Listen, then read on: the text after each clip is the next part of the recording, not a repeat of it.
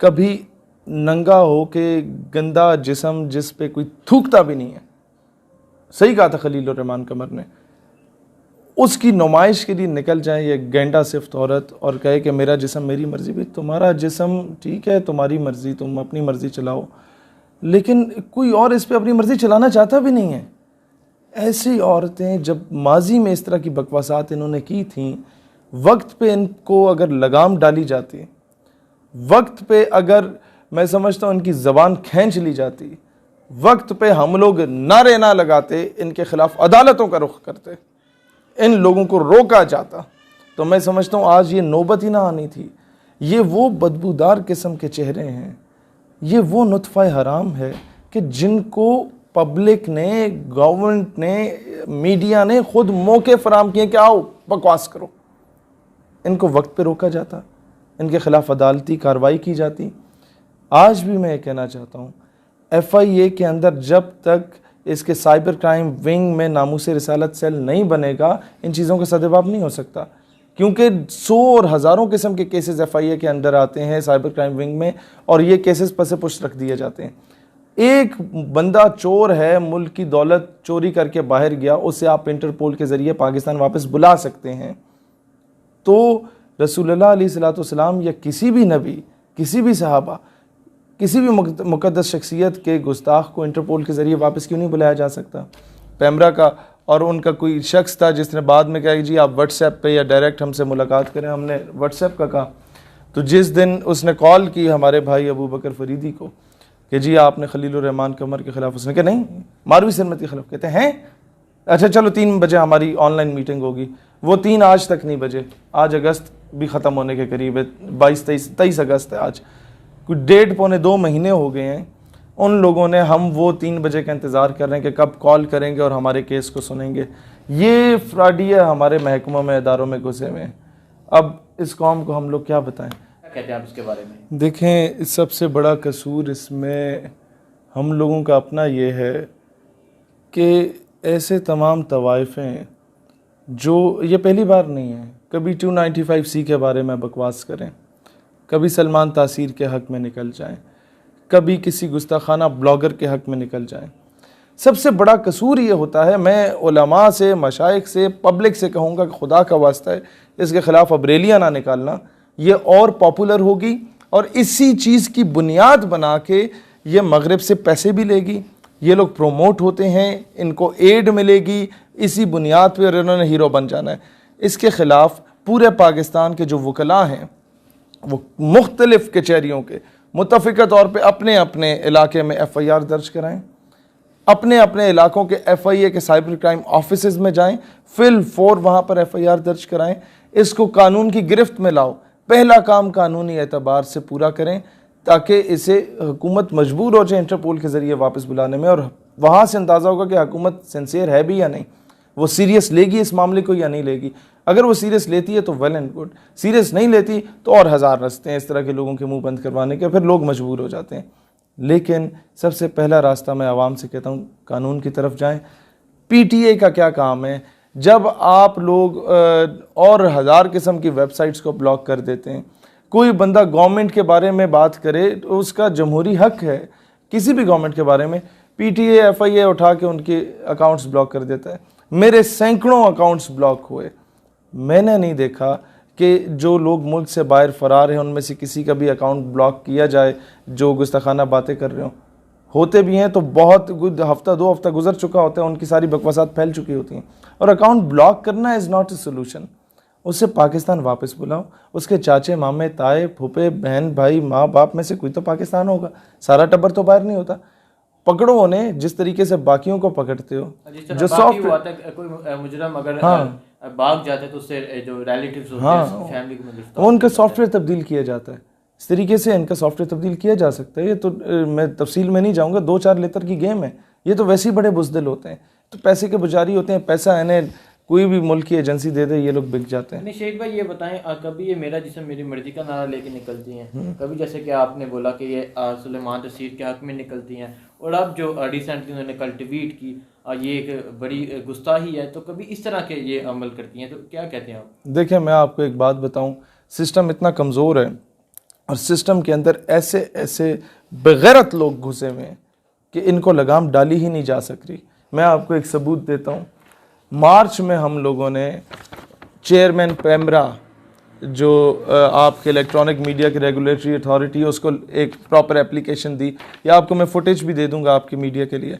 वहाँ पर मैंने और अबू बकर फरीदी और हमारे वकला दोस्त हैं फ़याज़ मुस्तफ़ाई साहब, बिलावल भाई, हम सब ने मिलकर एक पिटीशन दायर की, पैमरा को जाके दी कि इसने जो बकवासात की मीडिया पे मारवी सिरमेत पर पाबंदी आयद की जाए, किसी टीवी प्रोग्राम में ना बुलाया जाए।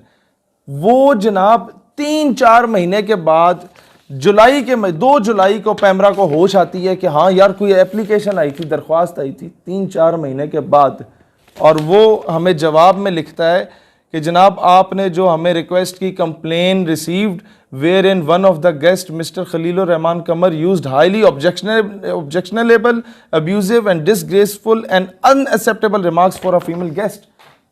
यानी कि उन्होंने झूठ पर मबनी, हमने दरख्वास्त दायर की मारवी सिरमत के अगेंस्ट।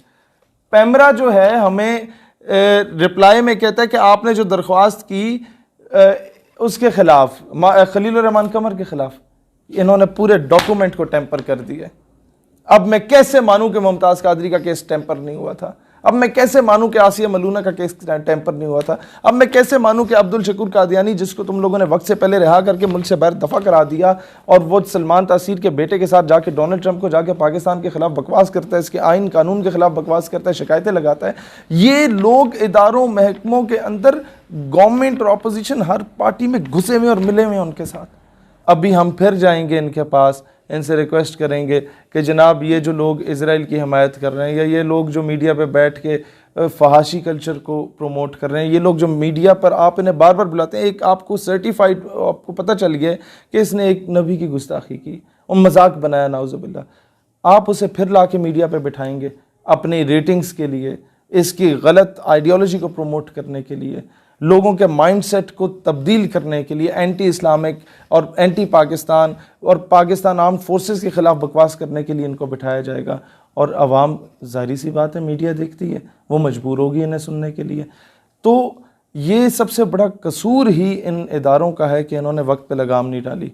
आप मुमताज़ कादरी का नाम लें मीडिया पे, उसके साथ शहीद लिख दें, आपका 1 महीने का आपको नोटिस आ जाता है कि आपका चैनल बंद हो रहा है, आपका प्रोग्राम बंद हो रहा है। जस्टिस नज़ीर अहमद गाजी के साथ इस तरह इन्होंने किया, और या मकबूल जान के साथ इन लोगों ने इस तरह का काम किया कि आप नज़रिए के दिफा के लिए बात करें।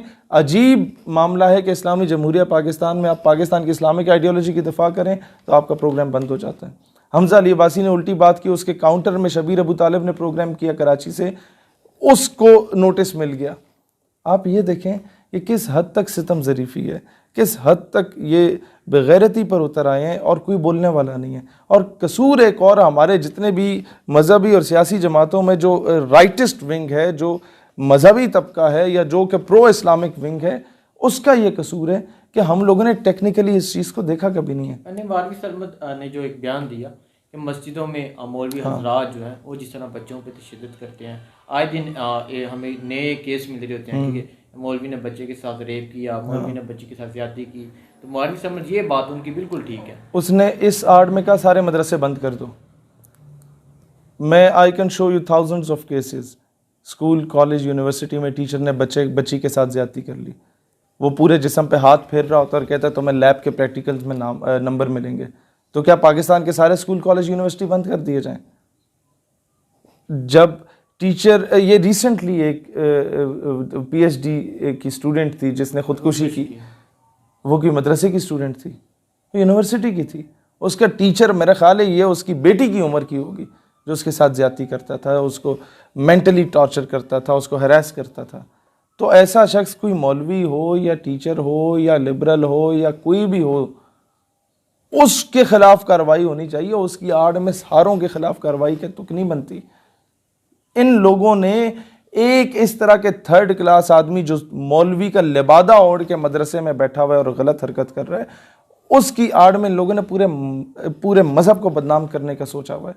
इन लोगों ने उस आड़ में पूरे मजहब को बदनाम करने की साजिशें प्लान कर रहे होते हैं। ये समझने की ज़रूरत है। क्या इन लोगों ने खुद ये अबॉर्शन सेंटर्स के फेवर में, ताकि कोई भी किसी औरत के साथ ज्यादती कर जाए वो लीगलाइज करा दिया जाए?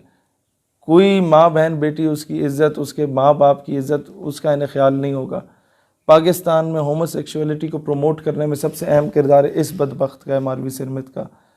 अब मसला ये कि भाई तुम्हें अपनी हवस मिटानी है तो उसके खाते में पूरे पाकिस्तान को तो रगड़ा ना दो। क्या बोलूँ, ये इतनी बदसूरत किस्म की अगर है ही अपनी हरकत व सकनात की वजह से, तो मैं समझता हूँ कि इसका कसूरवार पूरे मुल्क को नहीं ठहराना चाहिए। और जिस जगह पे ये बैठी हुई है, मैं तो पर इसके साथ बहुत सी लिबरल्स हैं, ये अकेली नहीं है। इनके साथ जब ये मार्च करती हैं, जब औरत मार्च निकलती हैं, तो वो हज़ारों की तादाद में वो मार्च निकलते हैं। वो हज़ारों, 150, 200 और पूरे पाकिस्तान में एक बार निकलते हैं। और इनमें से अक्सरियत वो लोग होते हैं जो बाहर मुल्कों से पले बड़े होते हैं, आते हैं, और उनके आईडी कार्ड्स पे भी उनके माँ बाप का नाम नहीं लिखा होता, माँ का शायद लिखा हो, बाप का नहीं लिखा होता। और आइडियलाइज भी ये उसी वेस्टर्नाइज कल्चर को करते हैं जहाँ पर वालिद मोहतरम का नाम नहीं लिखा होता। तो ये जब वुमेन राइट्स या ह्यूमन राइट्स की बात करते हैं तो सबसे पहले डोनाल्ड ट्रंप के राइट्स की बात करो कि उस बेचारे को हक मिले, जॉर्ज बुश को हक मिले कि यार तुम्हें पता होना चाहिए तुम्हारे वालिद साहब कौन है। तो कौन था जिसको ये शर्फ हासिल हुआ कि आप जैसे साहिबजादे उसके पैदा हुए। तो जनाब उसे पता चलना चाहिए कि मोहल्ले में जो 600 बंदे हैं उनमें से टेरी है, जेरी है, उनमें से कौन कौन है इसकी औलाद।